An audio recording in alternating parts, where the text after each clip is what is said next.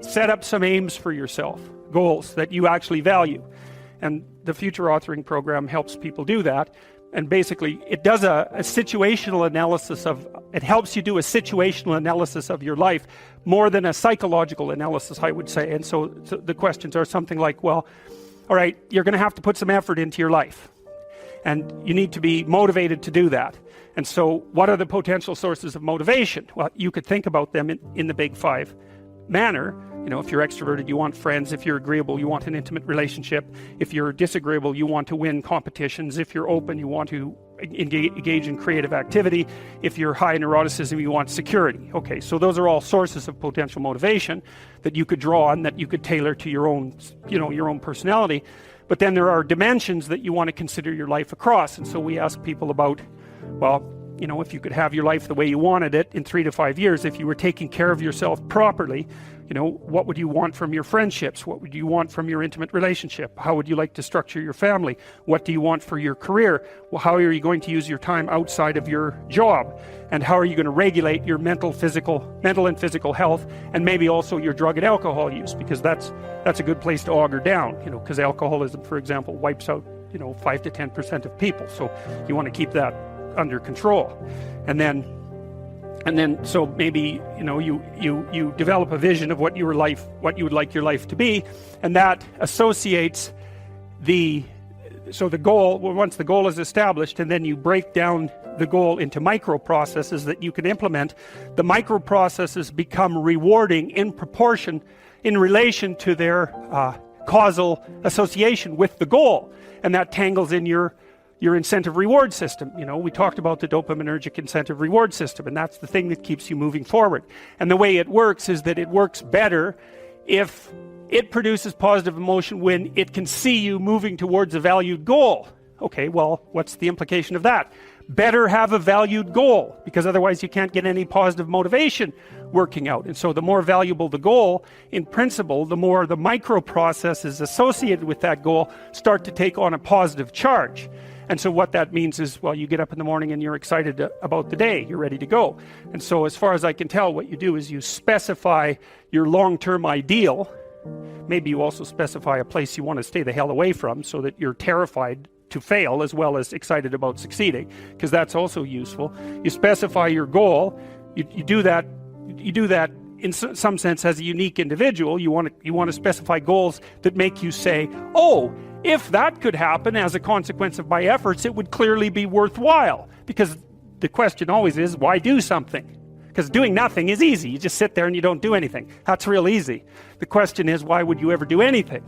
And the answer to that has to be because you've determined by some means that it's worthwhile.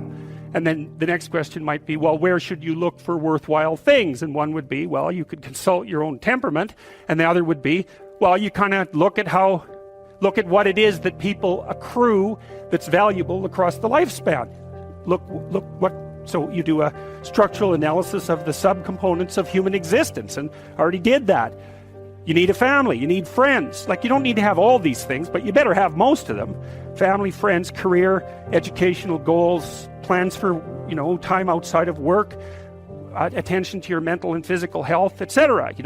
That's what life is about. And if you don't have any of those things, well, then all you've got left is misery and suffering. So that's a bad deal for you. So once you set up that goal structure, let's say, and that's really in many ways that's what you should be doing at university. That's exactly what you should be doing, is trying to figure out who it is that you're trying to be, right? And you aim at that, and then you use everything you learn as a means of building that person that you want to be. And I really mean want to be. I don't mean should be, even those things are going to overlap. And it's important to distinguish between those, because that's partly, and this is back down to the micro-routine analysis. So if I was saying, well, you're going to try to make yourself more industrious. Okay, number one, specify your damn goals, because how are you going to hit something if you don't know what it is? That isn't going to happen. And often people won't specify their goals too, because they don't like to specify conditions for failure. So if you keep yourself all vague and foggy, which is real easy, because that's just a matter of not doing as well, then you don't know when you fail. And people might say, well, I really don't want to know when I fail, because that's painful. So I'll keep myself blind about when I fail. That's fine, except you'll fail all the time then. You just won't know it until you've failed so badly that you're done. And that can easily happen by the time you're 40. So I would recommend that you don't let that happen. So that's willful blindness, right? You could have known, but you chose not to. Okay, so once you get your goal structure set up, you think, okay, if I could have this life, it looks like that might be worth living, despite the fact that it's going to be, anxiety provoking and threatening, and there's going to be some suffering and loss involved and all of that. Obviously, the goal is to have a vision for your life such that, all things considered, that justifies your effort. Okay, so then what do you do? Well, then you turn down to the micro routines. It's like, okay, well, this is what I'm aiming for. How does that instantiate itself day to day, week to week, month to month? And that's where something like a schedule can be unbelievably useful. It's like, make a damn schedule and stick to it. Okay, so what's the rule with the schedule? It's not a bloody prison. That's the first thing that people do wrong. They say, well, I don't like to follow a schedule. It's like, well, what kind of schedule are you setting up? Well, I have to do this, then I have to do this, then I have to do this, and then I just go play video games, because who wants to do all these things that I have to do? It's like, wrong. Set the damn schedule up so that you have the day you want. That's the trick. It's like, okay, I've got tomorrow. If I was going to set it up so it was the best possible day I could have, practically speaking, what would it look like? Well, then you schedule that. And obviously there's a bit of responsibility that's going to go along with that, because if you have any sense, one of the things that you're going to insist upon is that at the end of the day, you're not in worse shape than you were than at the beginning of the day, right? Because that's a stupid day. If you have a bunch of those in a row, you just dig yourself a hole and then you bury yourself in it. It's like, sorry, that's just not a good strategy. It's a bad strategy. So maybe 20% of your day has to be responsibility and obligation, or maybe it's more than that, depending on how far behind you are. But even that, you can ask yourself, okay, well, I've got these responsibilities. I have to schedule the damn things in. What's the right ratio of responsibility to reward? And you can ask yourself that, just like you'd negotiate with someone who is working for you. It's like, okay, you got to work tomorrow. Okay, so I want you to work tomorrow. And you might say, okay, well, what are you going to do for me that makes it likely that I'll work for you?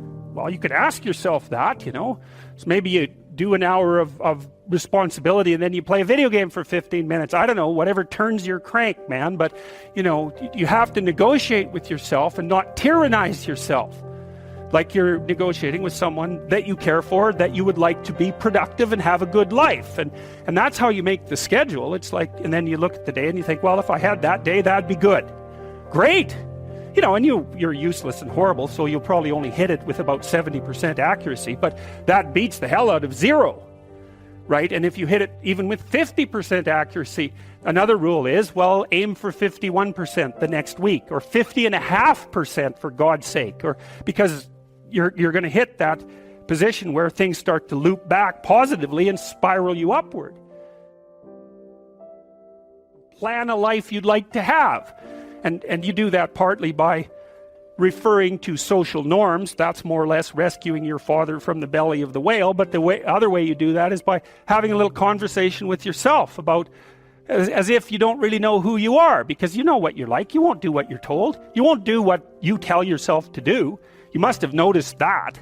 It's like you're a bad employee and a worse boss. And both of those work, for you. You don't know what you want to do, and then when you tell yourself what to do, you don't do it anyways. You should fire yourself and find someone else to be. But my point is that you have to understand that you're not your own servant, so to speak. You're someone that you have to negotiate with, and you're someone that you want to present the opportunity of having a good life to. And that's hard for people because they don't like themselves very much. So, they're always like cracking the whip and then procrastinating, and cracking the whip and then procrastinating. And it's like, God, it's so boring and such a pathetic way of spending your time. And you know what that's like, because you probably waste like 6 hours a day. And I think we did an economic calculation about that a while back, right? Your time's probably worth $50 an hour, something like that. I mean, you're not getting paid that now, but you're young. And so this is investment time. And what you do now is going to multiply its effects in the future. So let's say it's $50 an hour, which is perfectly reasonable. So if you waste 6 hours a day, and you are, then you're wasting about $2,000.